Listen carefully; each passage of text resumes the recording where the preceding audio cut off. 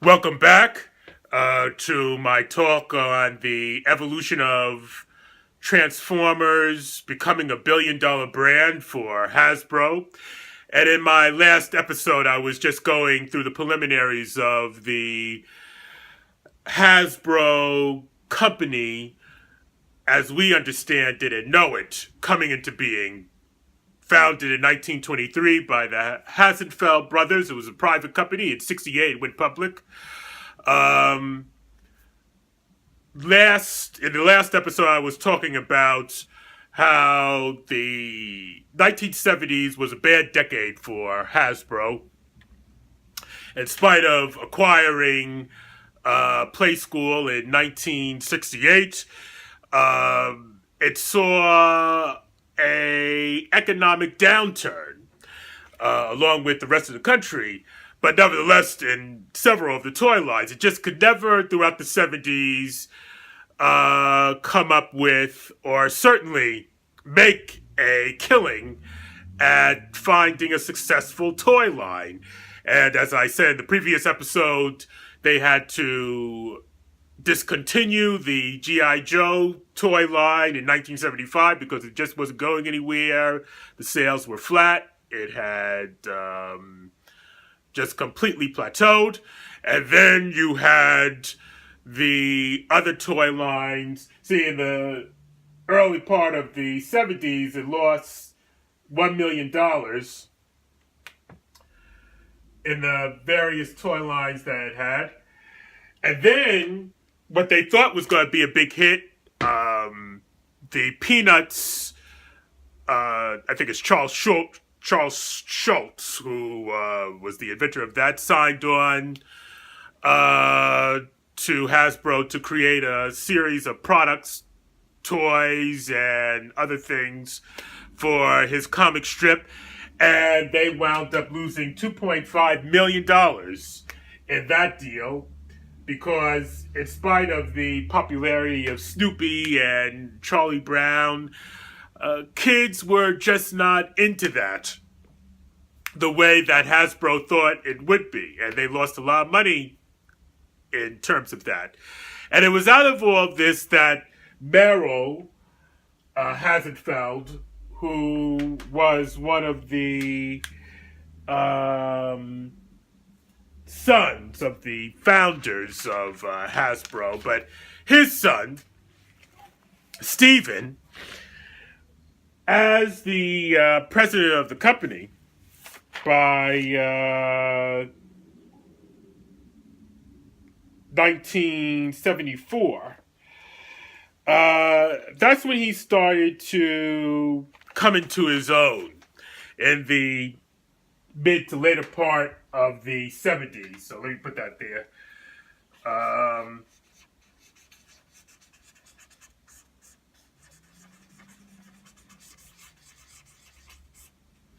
And this was very instrumental in terms of the turnaround of Hasbro, because Steven was looking for a new toy line that would be very much associated with the things that were going on in the country, and particularly in the United States at that time. One of the things that you gotta pay attention to trends, because I am a member of the Knowledge Society that Ty Lopez founded. I'm obliged to go into and use some of his stuff, but I'm obliged to talk about the whole methodology of trend stacking. And certainly one of the trends at that time that Stephen Hassenfeld came into the presidency of Hasbro. You have to remember that in that period of time, in the late 70s, extending all the way into the early 80s, we were still in the bloopers of taping these videos. But nevertheless, we were still in the space race. The Soviet Union and the United States were both in the uh, race for the conquest of space. Just because the United States had laid claim in 1969 to the moon, uh, didn't mean that the space race necessarily ended. And so we were in that age of fascination. Let's see, fascination.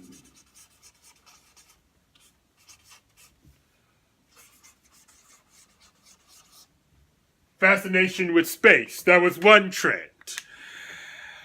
And what was out there? Was it more in terms of aliens, or maybe in terms of 2001, A Space Odyssey, the idea of the machine? And that was another trend.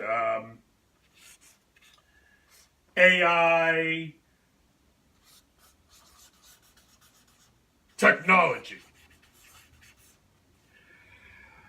That was another, the robot, the idea of the robot becoming more and more, or certainly taking on more and more human traits.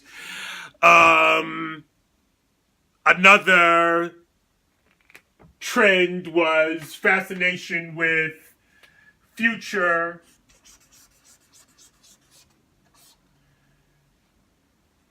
civilization.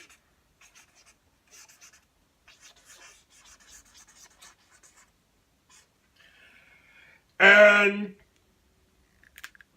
certainly in terms of the cartoons, and particularly this new thing that came up, and that was another trend in the 70s, and that was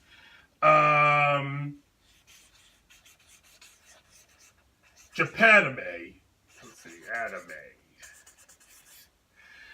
But anyway, Japanime, which dealt with a lot of these subjects.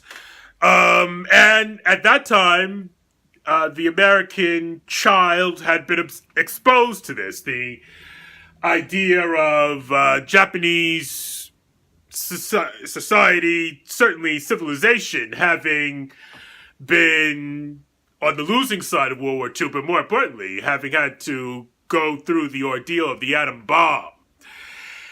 And out of all of that, the Japanese artists and what was then considered to be the comic strips of manga, exploring, because the present was not all too great to dwell upon, but then going into projecting themselves into the future. And the idea of the robot, which was a very common theme in the manga of that time. And then you had other things, of course, which were not necessarily futuristic. Speed Racer. There was this other cartoon, G-Force. But nevertheless, you had these themes that had started in Japan and were making their way into the atmosphere, the environment of the American child. The American child took to it like hotcakes. And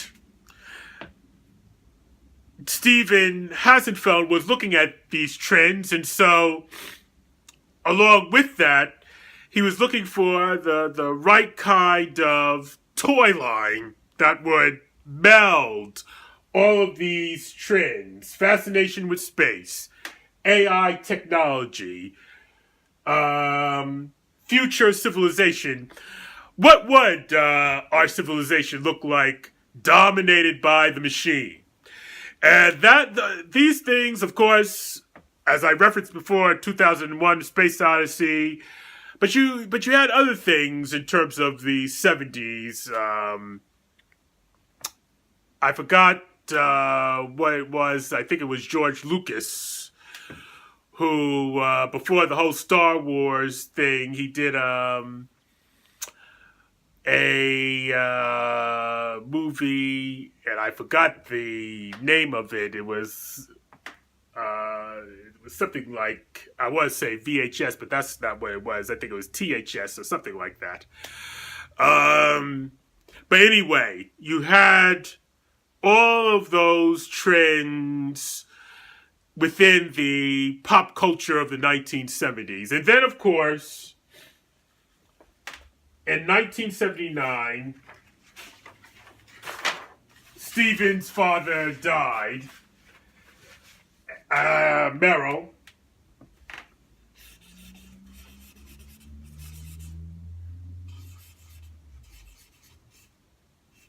And Steven was able to become the CEO, and his brother, his younger brother, became the president. But nevertheless, he became the CEO. And that gave him a lot more flexibility in terms of the vision of the company. And when we go into the next episode, I'm still going to talk about trend stacking because there were a lot of other things. The idea of, excuse me, the idea of transforming into something else was another one of these trends. And I just want to go through a lot of the cartoons that made their debut before the Transformers, because that also informed the team of Hasbro people who went over to Tokyo looking for a new toy line. So we'll talk about that in the next episode.